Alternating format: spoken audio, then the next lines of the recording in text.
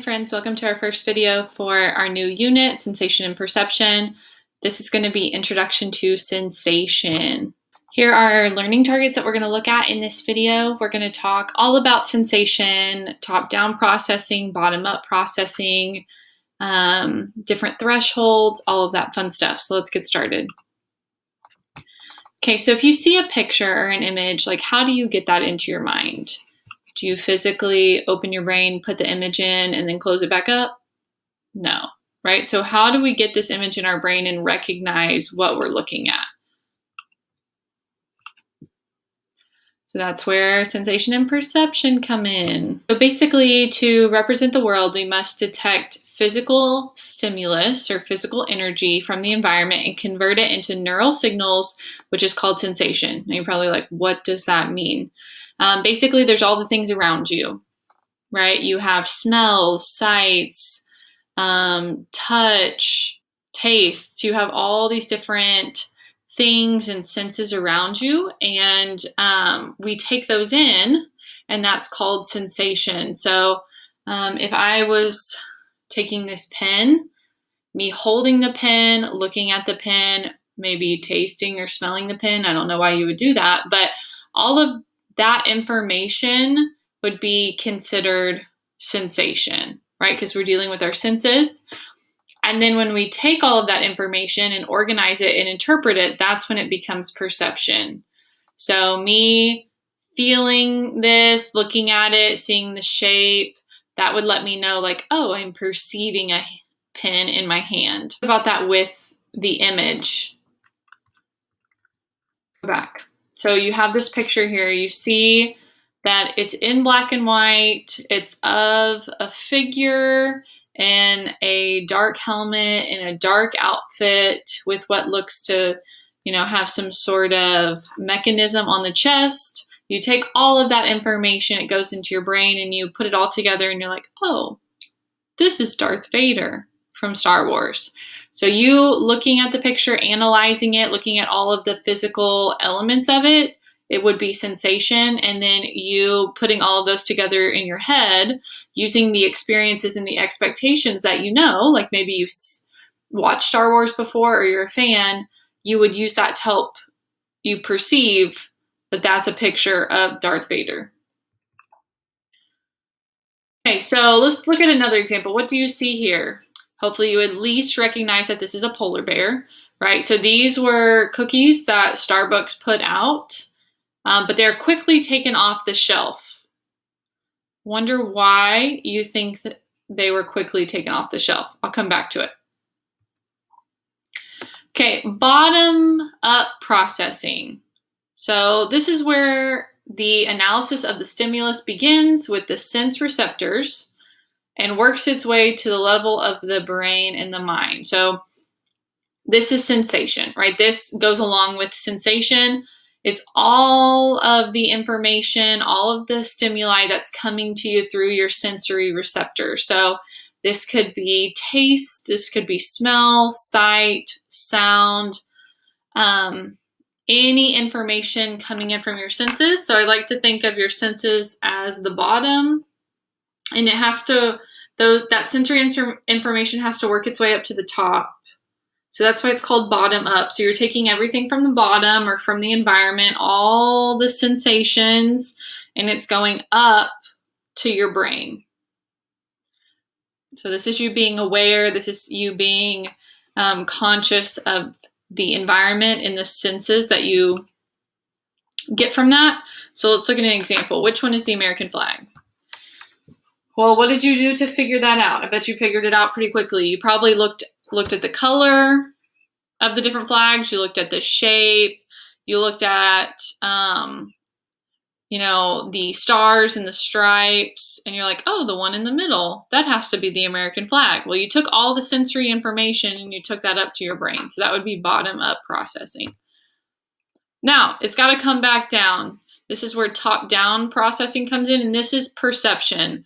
So all of that information that you just gathered is in your mind, and now you're going to analyze or figure out what that information means using your experiences and your expectations.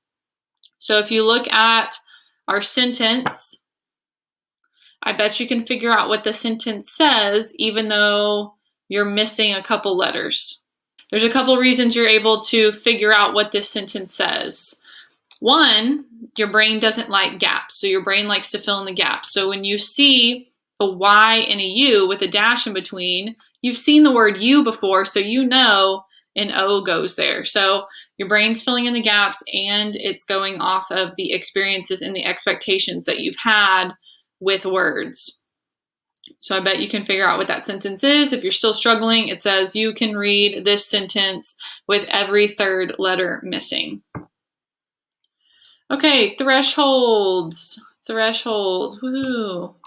Absolute threshold.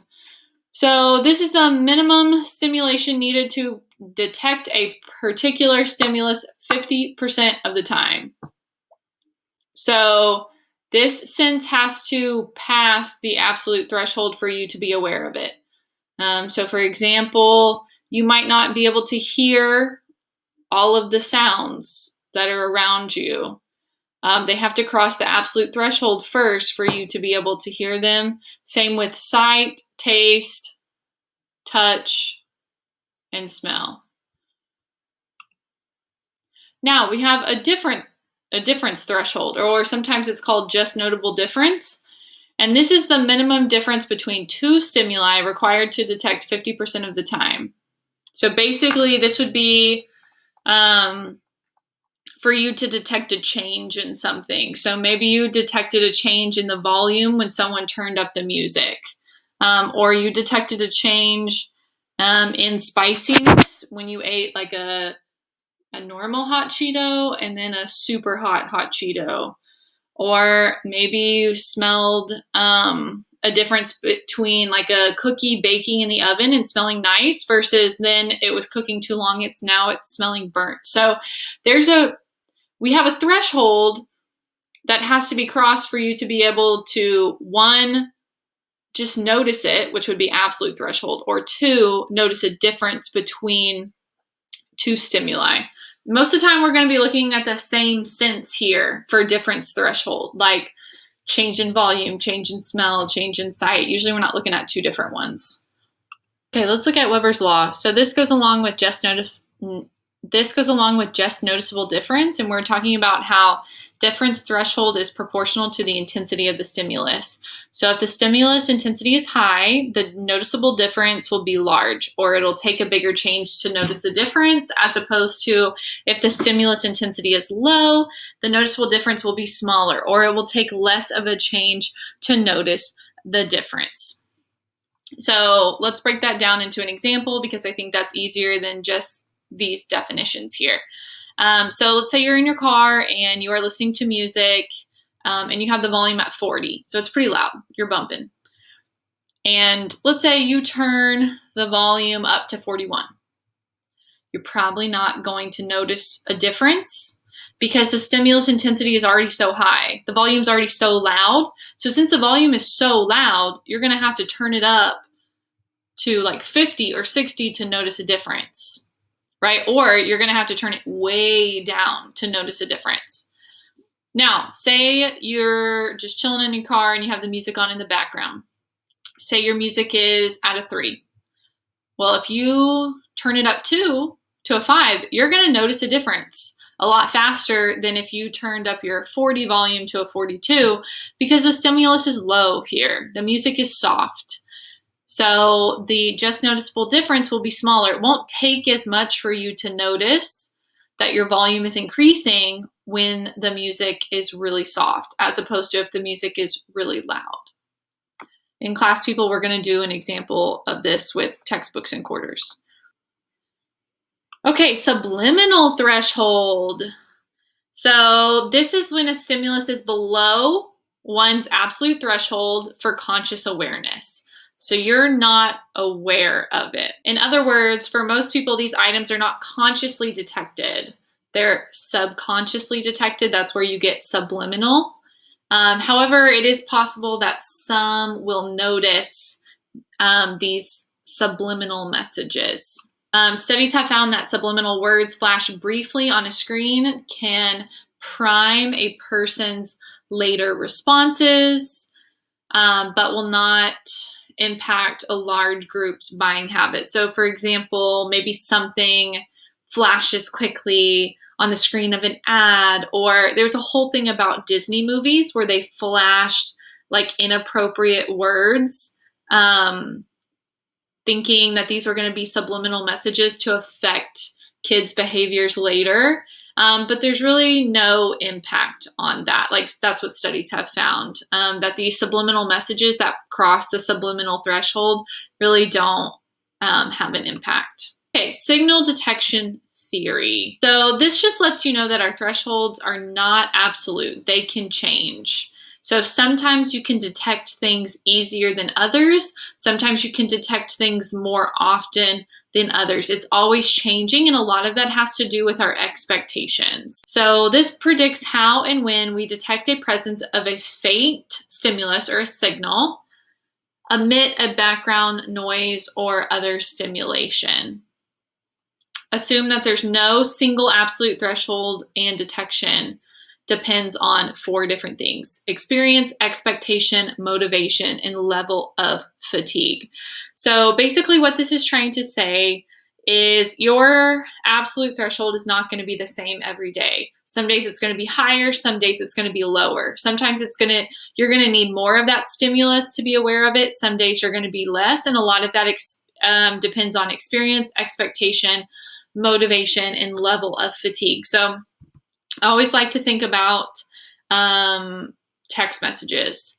So if you are not expecting a text message from someone, maybe you don't have a crush on anyone, you don't think anyone's going to be talking to you, you're probably not going to be focused on your phone. And if it does buzz, you might not even notice it because you're not expecting any communication from anyone. So it might take more for that buzz of the phone to cross your absolute threshold to where you're like, oh, my phone buzzed, let's check to see who it is, right? However, sometimes maybe you're waiting for someone to text you. Maybe you got your crush and you want them to text you. What are you going to be doing? You're going to be checking that phone all the time, right? You're going to be super aware of any buzz or vibrating sound. You might even think your phone vibrated when it actually didn't. So that just shows you that your absolute threshold can change based on expectations. Also think of level of fatigue. Sometimes if you're well rested, your alert level is much higher than if you're really tired, right? You might not be aware of like the fire truck coming up behind you when you're driving if you're super tired and you're driving like this, right? Because you're so tired, you're really fatigued. But maybe if you got a good night's sleep, you're really aware. You saw that fire truck, you heard it, you moved over. So signal detection theory just lets you know that your thresholds change, and a lot of times that has to deal with our expectations, motivation, level of fatigue, and experience. I'm going to go over this in class the next time I see you after you watch this video, because I want to give you more examples, because this one can sometimes be a little tricky for kids to comprehend. Okay, sensory adaptation. So diminished sensitivity as a consequence of constant stimulation. This one's fun. So maybe you're wearing a hair tie on your wrist and you haven't noticed it until I just mentioned hair tie, and then you're like, oh, yeah, it's right here on my wrist. I can feel it now. Well, the reason you don't feel it for a long period of time until someone brings it up is because you almost like get used to it, right? That stimulus of the hair tie, it fades the longer you wear it, and so you're not as aware. It's the same idea if, like, this is gross, but if someone farts in class and then you smell it and you're all aware of it, then that smell kind of like fades away. And even if it still smells in the classroom, like maybe someone new walks in, they're like, oh my gosh, it smells so bad in here. You might be thinking, well, I don't smell it anymore. That's sensory adaptation. Same thing, maybe you get into a really, really cold pool and you jump in and you're freezing. Well, the more you swim around, the more you stay in, the less cold that pool gets. So this is just the idea that you adapt to the sensory information around you. you just have that diminished sensitivity of stimulation. So one thing, when you're doing your FRQs, you want to make sure that you write diminished sensitivity of stimulation. If you say get used to it, sometimes they won't give you the point because that's not professional language. So just make sure whenever you're doing your FRQ that you're defining this and applying it correctly. Habituation. This is the idea of a decrease in response to a stimulus after it being repeated over and over again or multiple presentations. So for example, maybe you've had the same alarm tone on your phone for a long time. And at first, it was really intense. It really woke you up. But day after day of being woken up to that same alarm sound, you might kind of decrease in your response to it. So you might start sleeping through it, or it might not alert you as much. So you might need to change it. So this is the idea that just because you're around the stimulus and you're presented with it over and over again, you have a decrease in response to it. So this is different than sensory adaptation. This is focusing on a decrease in response. So something that might initially draw your attention, after a while, you don't notice it. Okay, let's talk about how we organize objects when we perceive. Okay, Gestalt. We talked about this form of psychology very, very briefly in Unit 1. But if you remember, our key word here was whole, because this helps us organize information into meaningful wholes. So you take all the different parts of whatever you're looking at and you put it together. So you've got that nice quote, the whole is greater than the sum of its parts. Okay, so we've got a couple different types of Gestalt concepts that we need to learn. So figure ground is the first one. So we have the organization of the visual field into objects. So you have a figure that stands out from its surroundings, which is the ground. So you've got this cool picture over here. I want to know in class what you saw first. If you saw the tree first, or if you saw the lion and the ape first, because there's two different things that we're looking at here. So first, if you saw the tree first, the tree would be the figure because it's black and it's against this white background. If you saw the animals first, the animals would be the figure and the black tree would be the background. So this is anything that stands out from its surroundings. So if you personally are standing in front of a white wall, you are the figure, the wall is the background. Okay, our perception needs to organize the figure into meaningful forms using the grouping rules. So let's start with closure down here in the bottom. What do you see? You probably see a circle and a square. However, there's no circle and square there. It's a bunch of dashed lines. So why do you see a circle and a square? Because your mind doesn't like gaps. Your mind does not like gaps or holes. Okay, so your mind sees all the dashes that are curved, and it's like, oh, that's a circle. Same thing with the square. Your mind sees all the dashes, and it sees the corners, and even though there's holes, your mind's like, oh, that's a square. I've seen that before. That's a square. It fills in the blanks. The next one, proximity. You can take the same amount of dots. So you see you've got the same amount of dots here, but you're just changing how they're grouped. So you'll see that in proximity, we're now grouping these rows into groups of 2 instead of having them in one block. Continuation, this is the idea that you start with a figure and it continues out. So you have 2 looking key things here, but put them together, they might look like a pair of scissors. They're continuing from the circle out. Similarity, you're going to group the colors or the shapes that look the same. So you group all of the rows with black circles together, and then the rows with the white or clear circles together. And then connectedness, you've got 2 things that are connected together. These are all over the place. I'm going to give you an activity that shows different logos, and you have to identify which concept these fit in. You'll see. It's really, really cool. Depth perception. A lot of us probably have heard this term before.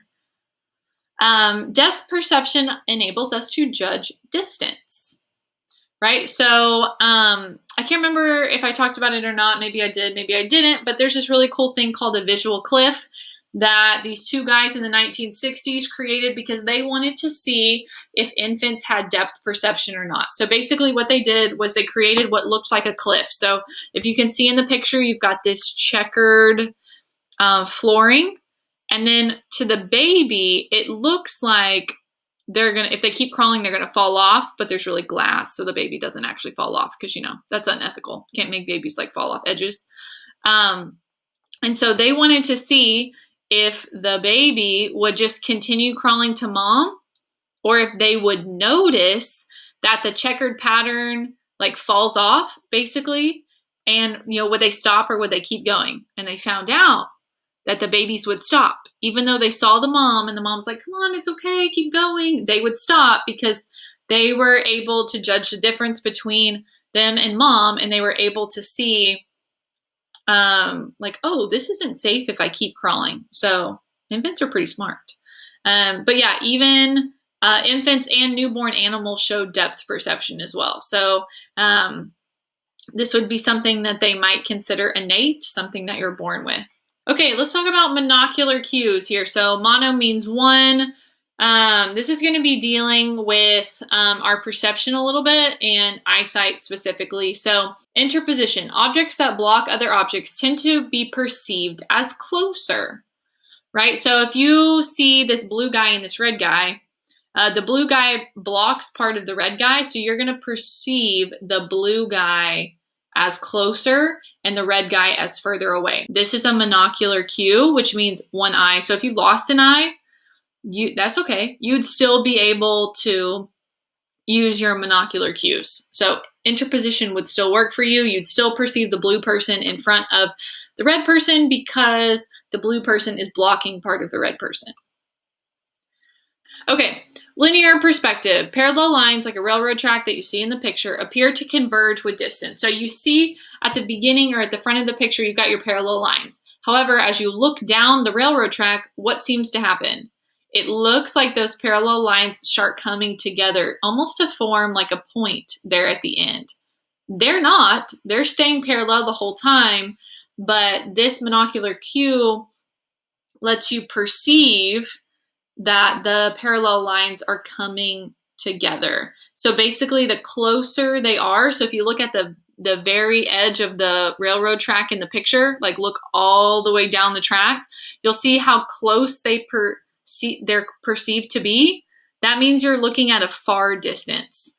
So if you're looking at a close distance, like the beginning of this picture, you'll see that they're far away because you're close. But the further away you are, the more those lines are going to converge. Okay, another one, monocular cue still. So again, we're dealing with one eye here.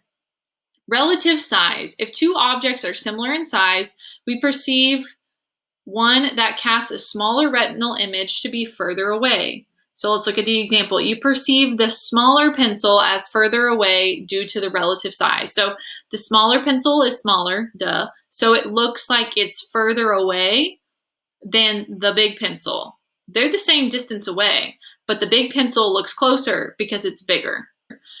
So let's look at this painting. Up close in this painting, so like right at that bottom left-hand corner, you can really see the textures, right? You can see the individual cobblestones. You can see the textures of the outfits and the couple at the front. But the further you go back, so the further you look into the picture, so down the streets, towards the building, you'll see that the road appears a lot more smooth and it looks like it has less texture. So this lets you know that you're further away, and it gives us the illusion of depth. It looks like this picture is deep, like you could walk down the street, right? But that's just because the further you go, the smoother the texture becomes. So the more texturized, it seems like it's closer. The less texturized shows you the distance and the depth. Okay, binocular cues. So we've got bi now. So now we're looking at two eyeballs, okay? Convergence. So when two eyes move inwards, so towards the nose, to see near objects, and outward, away from the nose, to see far away objects, the object is perceived as closer the more the eyes turn inward. So if I take this pen and I put it right up to my face and I try to look at it, I'm probably about to look cross-eyed to you, right? Because the object is really close to my face. So my eyes have to really look inward towards my nose. Whew, that hurts. But if I was to put this pen really far away, okay, retinal disparity. So you have two eyes, right? Hopefully. And even though you might be looking at the same thing, you get two slightly different pictures because your eyes are separate. Like they're not, you don't have just one, or they're not on top of each other. So I might be looking at this lamp in front of me and both eyes are looking at the lamp, but you're getting two slightly different pictures of the lamp because they're coming from both eyes. And so this is what actually gives us like depth in 3D. This is how they also make 3D movies, right? They, instead of shooting the scene with just one camera, they'll take two cameras and put them actually like kind of close together and record the scene. So you have two like recordings, I guess, of the scene, and then in editing they're going to lay those on top of each other, and they're going to be slightly off, right? Because one camera was here and one camera was here, and so that creates that like 3D that you have to wear the glasses to be able to see. But the fun thing here is you can do what's called like the finger sausage. So if you take your fingers and put them really, really close to your eyes, about like 5 inches away, you'll probably see a little floating finger in the middle. That's your little finger sausage. But as you push them out, you don't see it anymore. But as you bring them back in, there it is. It came back. So try that on your own.